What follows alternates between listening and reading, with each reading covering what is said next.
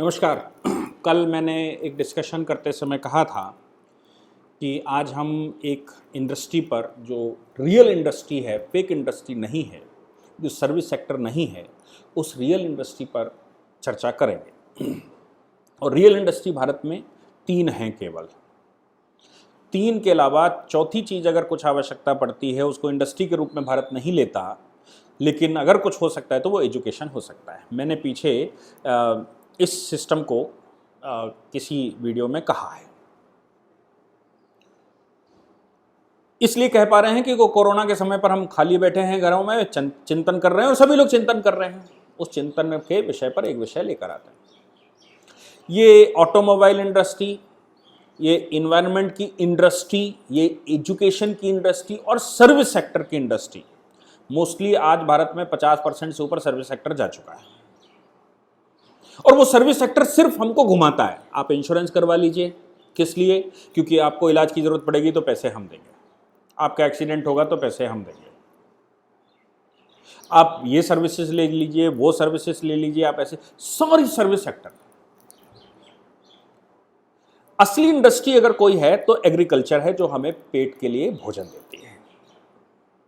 दूसरी इंडस्ट्री, मुझे कपड़े चाहिए तो कपड़े की इंडस्ट्री हो सकती है, लेकिन वो कपड़ा भी हमको खेतों से ही मिलता है। रुई या कॉटन खेतों में ही उगती है, उसी को विभिन्न प्रकार से मशीनों से बनाकर चलाएं या हाथ से काट कर बनाएं, मोटा कपड़ा पहने या पॉलिस्टर पहने, केमिकल का बना हुआ कपड़ा पहने, that is a different thing, लेकिन वो सारा मिलता हमको इस मिट्टी से ही है। तीसरी इंडस्ट्री हमारा घर बनाना है। तो घर हम पक्के आजकल बनाते हैं, हम कच्चे भी बनाते थे। हाथ का बना हुआ घर होता था, तब भी पक्की मिट्टी से, पक्के ईंट से मकान बनाने की टेक्नोलॉजी थी। क्योंकि अगर आप पुरानी सभ्यताओं में जाएंगे, सिंधु घाटी सभ्यता में भी आपको पक्की ईंटों से मकान मिलते हैं। उस समय के आपको महल हवेलियां भी मिलती हैं। और ये दुनिया भर के जो आपके यहाँ किले बने हुए हैं, सब पक्के पत्थर के बने हुए हैं।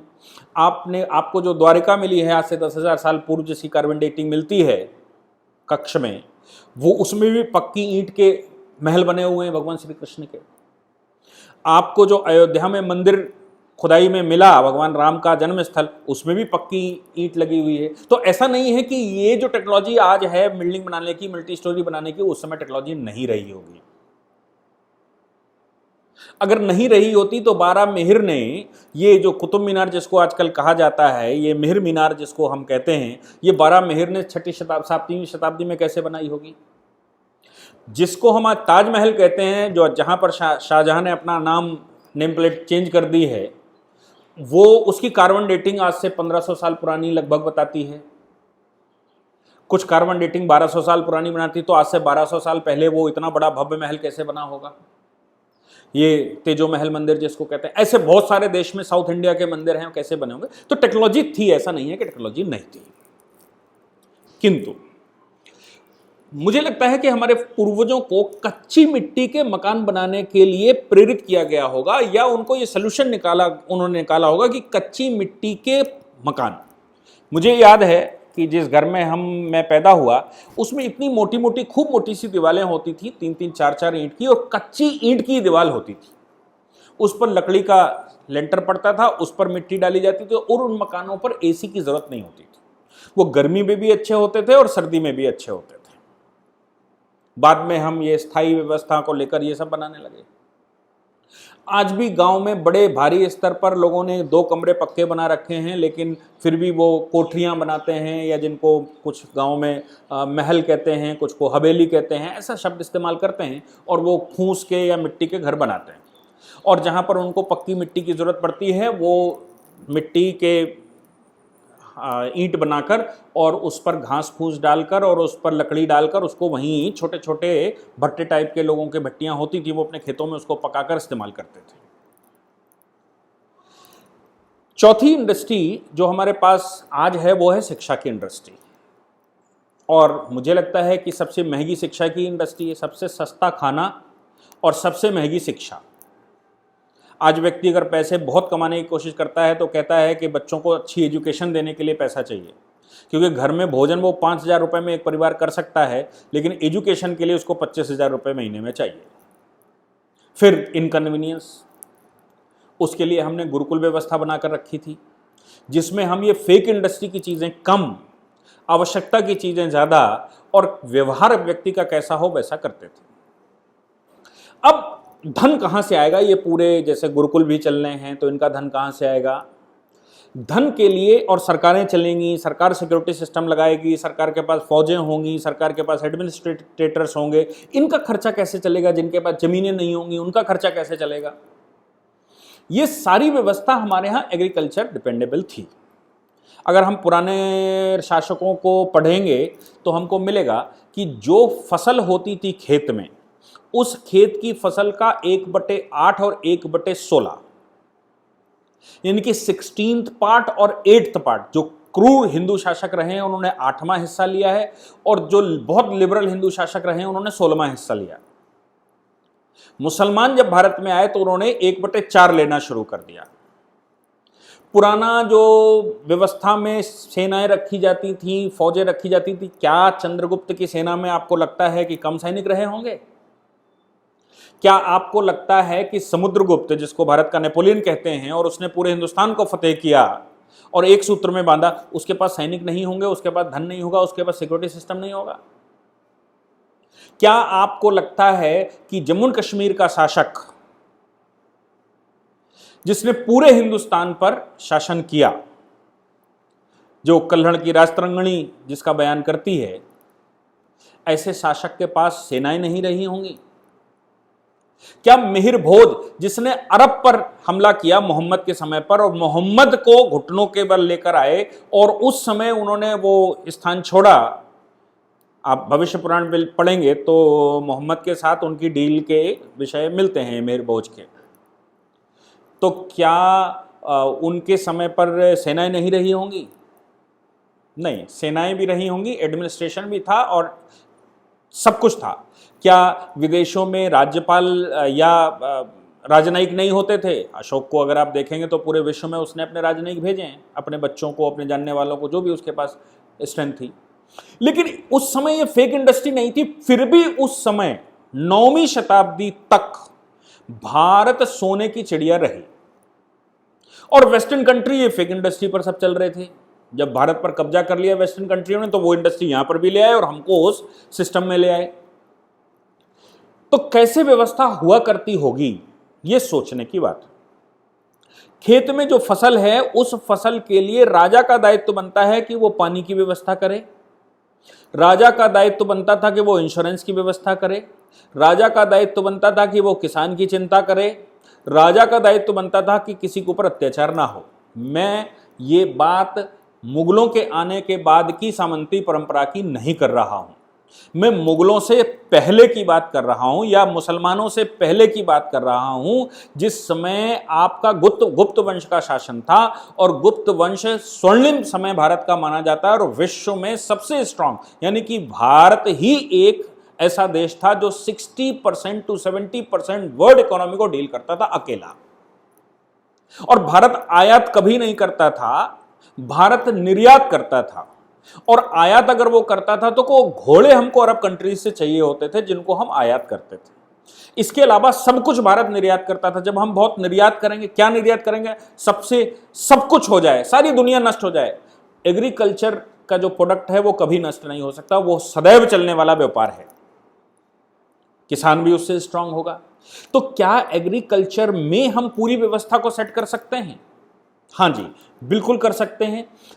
एग्रीकल्चर की व्यवस्था यानी कि उसमें पानी की व्यवस्था सरकार की हो, उसकी बाउंड्रीज की व्यवस्था सरकार की हो, उसमें जो उसके फसलों को इंश्योर्ड करने की व्यवस्था सरकार की हो, जैसा आजकल सरकार करने की कोशिश कर रही है, ये सारी व्यवस्थाएं सरकार की हों। इस व्यवस्था को, इन फैसिलिटीज को देने के एवज में सरकार फसल का एक हिस्सा लेगी और जो सरकार फसल का एक हिस्सा लेगी वो अपने मातहत एम्प्लॉइज जो उसके पास हैं, जो कर्मचारी हैं, उनको वो उसको देगी और उस फसल की व्यवस्था, फसल से उसको दिया, बाकी जो सरकार के पास बचा वो उसको एक्सपोर्ट करेगी।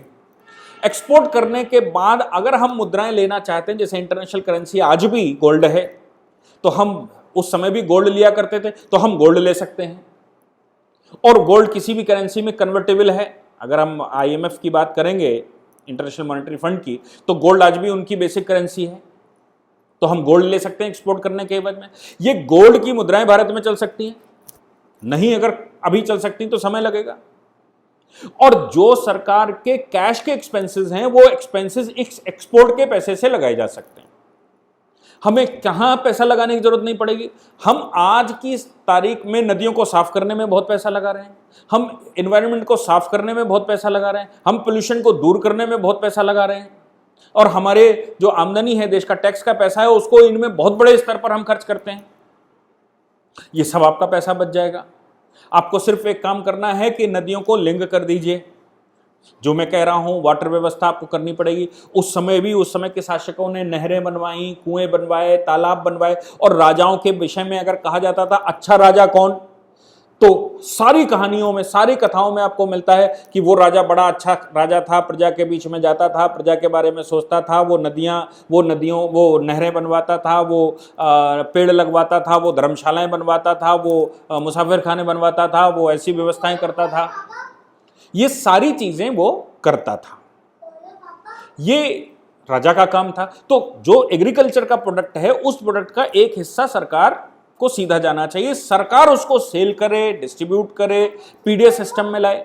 अब बाकी बची बात लेबर की, कि लेबर क्या करेगी? जो भूमिहीन हैं, जिनके पास जमीन है, वो पूरी जमीन पर खुद अपने से खेती नहीं कर सकते, तो उनको कुछ लोगों की सहायता की जरूरत पड़ेगी। हम लेबर की बजाय पार्टनर्स ढूंढें। आज भी गांव में बटाई पर खेत होता है। बटाई का मतलब आप अगर समझें ना, डिस्ट्रीब्यूशन पर। जो फसल होती है उसका डिस्ट्रीब्यूशन तय हो जाता है। जो लोग दूसरे का खेत करते हैं, उनका डिस्ट्रीब्यूशन तय हो जाता है कि उस डिस्ट्रीब्यूशन में इतना परसेंटेज, जो भी फसल होगी उस फसल का इतना परसेंटेज जो उसको बोएगा, जोतेगा, उसके पास जाएगी, और बाकी का ओनर के पास जाएगी लैंड के एवज में। ये डिस्ट्रीब्यूशन है। अब बात बचती है कि बाकी लोगों का कैसे चलेगा। तो भाई, जो कॉटन उगाता है उसको फलों की जरूरत है, उसको गेहूं की जरूरत है, उसको फ्रूट्स और वेजिटेबल्स की जरूरत है, और हम कॉटन नहीं उगाते तो हमको कॉटन की जरूरत है।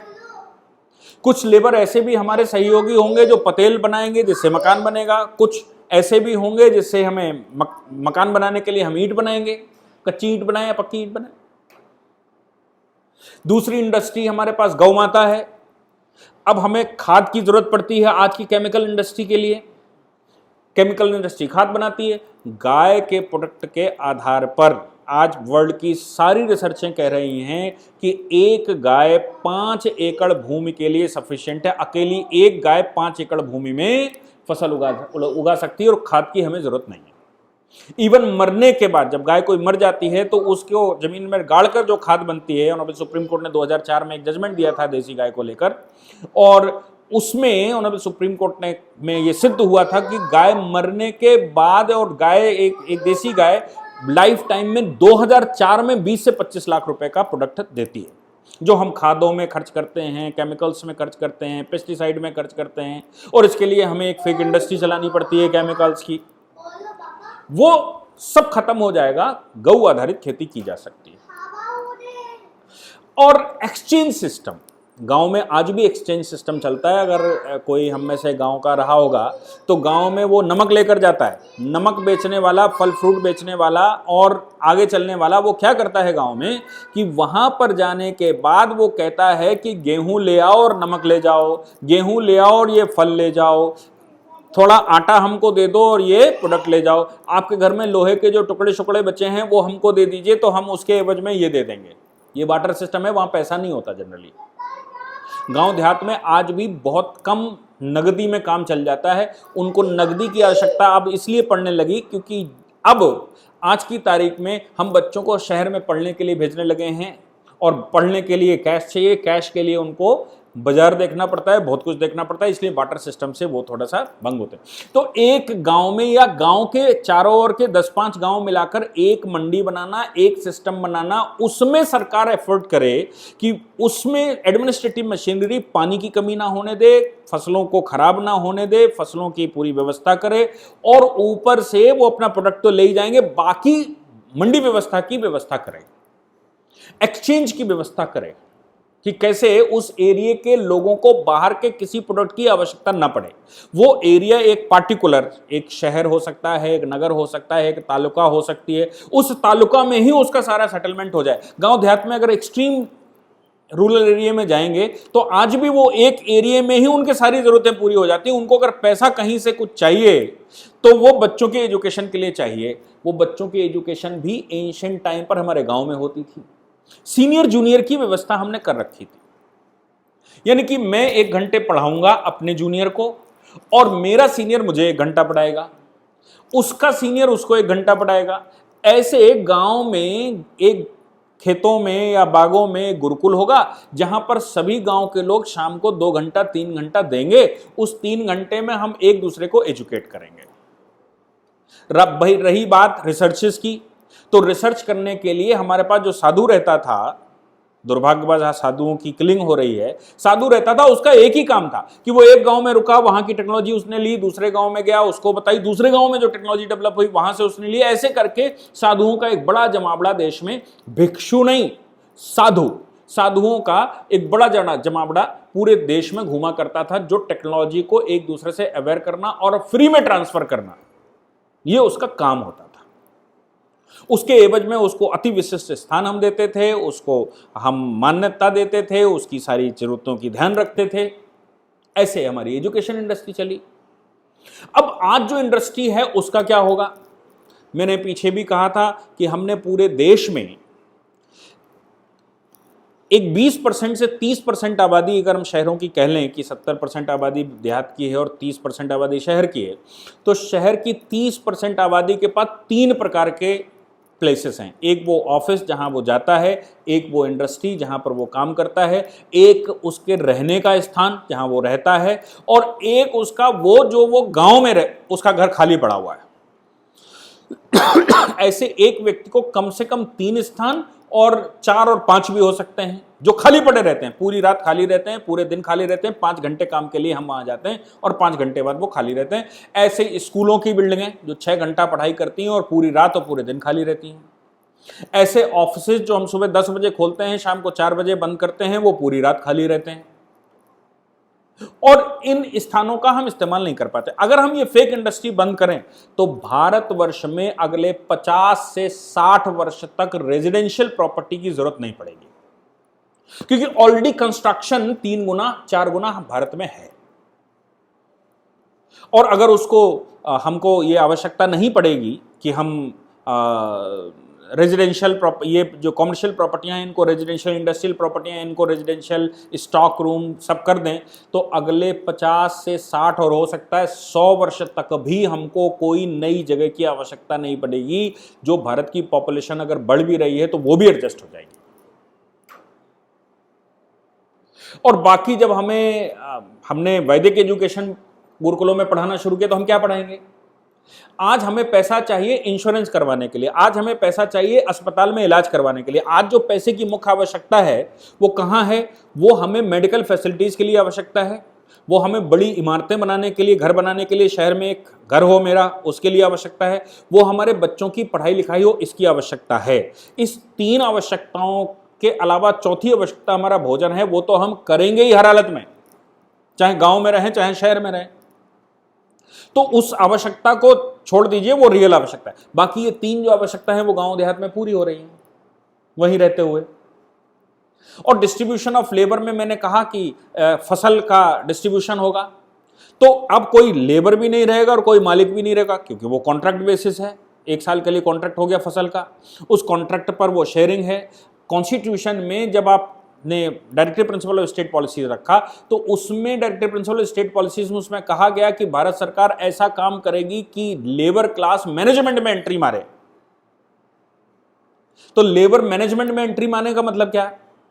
लेबर मैनेजमेंट में एंट्री मारे का मतलब यह है कि वो खेतों में एंट्री मारे और खेत में वो फसल को करे और उसका जो फिजिकल एफर्ट है उसके फिजिकल एफर्ट के आधार पर उसका डिस्ट्रीब्यूशन हो, और जिसकी वो खेत है उसके आधार पर नहीं। उसकी अगर ऐसा लगता है कि वो सामंती व्यवस्था को बढ़ावा देगा, कुछ लोग कह सकते हैं सामंती व्यवस्था को बढ़ावा देगा, जमींदारी व्यवस्था को बढ़ावा देगा, तो सरकार उसका एक फॉर्मुलेशन करे और जैसे पुरानी व्यवस्था में हमने कहा कि ये खुदकास्ट है, ये सीर की भूमि है, ये ग्रोवलैंड है, ये भूमिधरी है, ऐसी व्यवस्था सरकार कर सकती है। और उसके लिए केस हो कि हर साल नया कॉन्ट्रैक्ट होगा, दो पार्टियां कॉन्ट्रैक्ट करेंगी, लेखपाल के पास वो कॉन्ट्रैक्ट रजिस्टर्ड हो जाएगा। लेखपाल जो गांव का रहेगा, कानून गो जो गांव का रहेगा, तालुकादार जो गांव का रहेगा, या तहसीलदार गांव का रहेगा, या जो डिस्ट्रिक्ट मजिस्ट्रेट वहां पर रहेगा, उनके पास वो फाइलें मेंटेन हो, ताकि इन कॉन्ट्रैक्ट को कोई अपनी ड्यूटी भंग ना कर सके। मुझे लगता है कि हमको इस विषय पर बात सोचनी चाहिए। अगर हम ये फेक इंडस्ट्री बंद कर दें तो भारत खुद में सेल्फ सफिशिएंट है, हमारे पास सभी प्रकार की जलवायु में पाई जाती हैं, हमें सभी प्रकार की फसलें हम ले सकते हैं, सभी प्रकार की लैंडें हमारे यहाँ पाई जाती हैं। हमारे यहाँ कोस्टल लैंड भी है, हमारे यहाँ प्लेट्यू भी है, हमारे यहाँ माउंटेनियस लैंड भी है, हमारे यहाँ एल्यूवियल सॉइल लैंड भी है, हमारे पास प्लेन भी है, हमारे पास वेट लैंड भी है। संसार में जितने प्रकार की लैंड डेजर्ट से लेकर और पाई जाती हैं, चाहे वो ड्राई डेजर्ट हो, चाहे वो बर्फ का डेजर्ट हो, सब कुछ हमारे यहाँ है। इसलिए हम एक्सचेंज सिस्टम को भारत सरकार इस पर एफर्ट करे कि इसमें पूरे एक्सचेंज कर लेंगे। तमिलनाडु की जो फसल होती है वो तमिलनाडु की फसल उत्तर प्रदेश में नहीं होती तो उत्तर प्रदेश में आ जाए, और उत्तर प्रदेश वाली फसल तमिलनाडु में नहीं होती तो वहां पर उसका ट्रांसपोर्टेशन हो जाए। ये सरकार के पास काम हो। और इसका वो जो मैंने कहा कि 1/16 या 1/18 लेंगे या 1/8 लेंगे, वो करें। ना सरकार को पैसे बांटने की जरूरत पड़ेगी, ना सरकार को ये गरीबी रेखा के नीचे फ्री राशन फला धमाका, ये सब कुछ एडजस्ट हो सकता है एग्रीकल्चर में। और लैंड भी हमारे पास बहुतेरी होगी, एग्रीकल्चर खराब भी नहीं होगी, ग्रोवलैंड भी खराब नहीं होगी, हमारा इन्वायरमेंट खराब नहीं होगा, और हम इसको एक्सपोर्ट करेंगे तो फॉरेन एक्सचेंज हमको मिलेगा, जिससे भारत की समृद्धि होगी। आज हमारे पास जो भी हम प्रोडक्ट पैदा करते हैं, इस फेक इंडस्ट्री के चक्कर में इंपोर्ट में खर्च कर देते हैं। और भारत अगर तेल का इंपोर्ट बंद कर दे, आज भी इसी परिस्थिति में भी अगर तेल का इंपोर्ट बंद हो जाए, तो हम अगले 20 वर्ष में संसार के सबसे धनाढ्य व्यक्ति हो जाएंगे। और तेल काहे में खर्च हो रहा है? तेल तो सब ये फेक इंडस्ट्री में ही खर्च हो रहा है। इसलिए इस पूरे रोड मैप को, मैं उसका ज्ञानी व्यक्ति नहीं हूं, मैं कोई इकोनॉमिस्ट नहीं हूं, मैं कोई बहुत होशियार व्यक्ति नहीं हूं, लेकिन एक थॉट दिमाग में आया आज की परिस्थितियों में कि हम क्या कर सकते हैं। उस थॉट को ध्यान में रखते हुए सरकारें अगर नया प्लान बनाएं, भले ही पूरा लागू ना करें, उसको पार्शली एक स्टेट में लागू करें, कुछ डिस्ट्रिक्ट्स में मास्टर प्लान की तरह लागू करें, और उस प्लान को लागू करके कुछ जिलों में लागू करें, कुछ तालुकाओं में लागू करें। ये सरकारें अगर इस स्टेप को लेना शुरू कर देती हैं मास्टर प्लान की तरह, अगर साल 2 साल में वो सफल होता दिखाई देता है, तो उसको एक्सटेंड करते करते आप अगले 20 साल में पूरी की पूरी फेक इंडस्ट्री को रिप्लेस कर सकते हैं। और जहां पर ये मास्टर प्लान लाया जाए, उसकी पूरी जिम्मेदारी सरकार ले कि हम टैक्स के पैसे से इस पूरे एरिया में, अगर तुमको कोई समस्या होगी, जैसे जीएसटी में सरकार ने कहा कि राज्यों का अगर कोई लॉस होगा तो केंद्र सरकार उसकी भरपाई करेगी, तो ऐसा अगर किसी एरिया में मास्टर प्लान लाया जाता है और कुछ गड़बड़ होती है, तो केंद्र सरकार या राज्य सरकार उसको भरपाई करेगी अपने धन से, और इसी धन से लोगों में राष्ट्रभाव की भावना पैदा होगी। तो आपको जो फोर्सेस चाहिए, पहले क्या था कि हमारे पास परमानेंट फोर्स भी होती थी और गांव में भी हमारे पास फोर्स तैयार रहती थी। परमानेंट फोर्स जो काम करती थी वो करती थी, युद्ध काल की परिस्थिति में हम गांव से फोर्स बुलाते थे, उसको परमानेंट ट्रेनिंग होती थी, वहां अखाड़े खोले जाते थे, वहां पहलवानी की जाती थी, वहां व्यक्ति तैयार किया जाता था, और हर व्यक्ति का दायित्व बनता था कि वो अपने घर के बच्चे भेजें राष्ट्र की सिक्योरिटी के लिए। उसका सबसे बड़ा इलस्ट्रेशन सिख समाज है। सिखों ने उस समय, सिख समाज से मतलब हिंदू, ओरिजिनल हिंदू समाज, आज हालांकि वो एक बड़ा ग्रुप देश को तोड़ने के चक्कर में, समाज को तोड़ने के चक्कर में ये कहने लगा सिख मतलब नॉन हिंदू। सिख मतलब वो जिसमें गुरु गोविंद सिंह जी, जो स्वयं हिंदू हैं, गुरु गोविंद सिंह जी ने लोगों से आह्वान किया कि अपने घर के बच्चे को, जो आपके घर में स्ट्रांग बच्चा है, उसको हमको दे दीजिए, हमको मुगल सरकार के खिलाफ, मुगलों के खिलाफ आंदोलन करना, युद्ध करना है। लोगों ने अपने बच्चे दिए और उन बच्चों को उन्होंने एक यूनिफॉर्म दिया लड़ने के लिए, क्योंकि लड़ाई के समय पर उसको भाला चाहिए, करछी चाहिए, खेतों में रहेगा जाके तो उसको कपड़े चाहिए, इतना सामान कैसे लेकर घूमेगा, तो उसको पगड़ी बना दी, उसका कंगा साथ में और उसकी जो पिन रहती है वो साथ में, उसका कड़ा साथ में, ये सारी व्यवस्थाएं वो परमानेंट करके रखेगा। अब वो देहातों में खेतों में रहेगा तो फिर उसके विवाह की व्यवस्था, तो विवाह की व्यवस्था में जो पुरानी वैदिक संस्कृति थी या वैदिक तरीके से विवाह होते थे धूमधाम से, उन विवाहों को साइड किया गया, क्योंकि वो तो परमानेंट मुगल उनको देख रहे होंगे, अगर ऐसा व्यवस्था विवाह करेंगे तो पकड़े जाएंगे। तो गुरु ग्रंथ साहिब के आगे ही मत्था टेक लो जहां कहीं भी टेकना है, और बस वहीं से आगे बढ़ो और देश की सेवा में लगे रहो। ऐसी व्यवस्था भारत में बहुत पुरानी नहीं है, 500 साल पहले ऐसी व्यवस्था रही और भारत स्वतंत्र हुआ और हम लड़ते रहे लगातार। शिवाजी ने भी ऐसा ही किया। भारत की स्वतंत्रता के समय पर ऐसा सुभाष चंद्र बोस की सेना ने किया। बस ये अलग बात है कि शिवाजी महाराज के वंशज जो हैं वो अपने आप को वैसी आइडेंटिटी नहीं दे पाए जैसी सिखों ने अपने आप को आइडेंटिटी दे दी। वो खालसा पंथ और उसको विदेशी शक्तियों ने उनको बिल्कुल सुदृढ़ कर दिया। खासतौर से पिछले 100 साल में या पिछले 50 साल में अंग्रेजों ने सिखों को हिंदुओं से अलग करने का कोशिश किया। फिर बाद में जब हम स्वतंत्र भारत में आ गए तो हमने भी सिखों को अलग करने की कोशिश की और हिंदुओं से हिंदू नहीं है ऐसा करने की कोशिश की। जबकि एक ही परिवार का एक बेटा सिख हो गया, बाकी 4 भाई उसके यहाँ रहते हैं। अब उन 4 को हिंदू कहते हैं और एक व्यक्ति जो गुरु गोविंद सिंह जी के साथ चला गया उसको हम सिख कहने लगे, उसके वंशजों को सिख कहने लगे और बाकी फैमिली छोड़ दी। ये सारी चीज़ें हमको पुनः ध्यान में रखते हुए क्या हम वैसी व्यवस्थाएं कर सकते हैं, ये हमको सोचना चाहिए। और इस प्लान पर अगर कोई और कुछ हमको सलाह देना चाहे तो वो लिख सकता है। बात बची कानूनों की, तो कानूनों के लिए मैंने कहा कि आपको अब पढ़ने के लिए आवश्यक नहीं, अब ऑनलाइन का सिस्टम चल गया है तो ऑनलाइन ही एजुकेशन चल सकती है, आपको कहीं जाने की ज़रूरत नहीं है। उसको गुरुकुलों में भी किया जा सकता है। फिलहाल आज की सिस्टम में गुरुकुलों में पढ़ाई हो, आपके घर में पढ़ाई हो, इसके लिए कानून के लिए तो एटलीस्ट हमने एक ऐप बना ही लिया है। उसको डाउनलोड करिए, देश के कानूनों के बारे में जानिए। जो कानून का स्टूडेंट है उसको हमारे जो उसमें पेड हैं वो पेमेंट डाल सकता है। उस पेमेंट डालने से हमारी भी मदद होगी, ये संस्था पूरी चलती है और आपकी भी उसमें मदद होगी। अगर मैं उसमें 11,000 रुपये पेमेंट मांग रहा हूँ तो आप सोच कर देखिए, अगर आप गाँव से आते शहर में और मैं 50,000 रुपये उसमें अगर किसी पूरे कोर्स की मांग रहा हूँ जिसमें 1 साल लगता है, तो यहाँ पर आप 2 लाख 2.5 लाख हम फीस लेते थे, वो 2-2.5 लाख रुपए यहाँ खर्च करते और उसके अलावा रहने खाने का खर्च करते तो 5 लाख रुपए का खर्चा आता है। वो 5 लाख रुपए का खर्चा 50,000 रुपये में पूरा हो रहा है कानून की पढ़ाई। और उसके लिए मैं प्रतिबद्ध हूँ कि अगर भविष्य में भी आप हमारे पास आते हैं उसको पढ़ने के बाद, तो भी हम वो जो आपने ऐप में पैसा खर्च कर रखा होगा उसको डिड्यूस करके, उसको कम करके बाकी का एडमिशन ले लेंगे, आपकी फीस उतनी माफ करते हुए। और अगर आपको लगता है कि इससे काम हमारा सफिशिएंट हो गया है तो वो आप उससे पढ़ लीजिए, फिर 1 महीने के लिए दिल्ली आइए, हम आपको राइटिंग प्रैक्टिस और जो आपकी कमियां रहेगी उसको दूर करें, आप परफेक्ट हो गए। ये एक इनिशियल शुरुआत हो सकती है जिसमें हम गुरुकुल लेवल पर जा सकते हैं। हम कोशिश करेंगे कि हम वैदिक इतिहास, वैदिक एजुकेशन, वैदिक सिस्टम, वेदों का सिस्टम भारत में अप्लाई कर पाएं। सरकार अगर उस पर कुछ इनिशिएट करती है तो अहोभाग्य होंगे। मोदी जी जितनी बातें मैंने पीछे कही हैं मोदी जी ने सारी आज बोली हैं, मुझे कल बोली हैं। मुझे लगता है कि इस विषय पर भी वो ज़रूर कुछ ना कुछ बोलेंगे, अगर आप इस मैसेज को ज़्यादा से ज़्यादा स्पीड आउट कर पाएंगे। धन्यवाद, नमस्कार।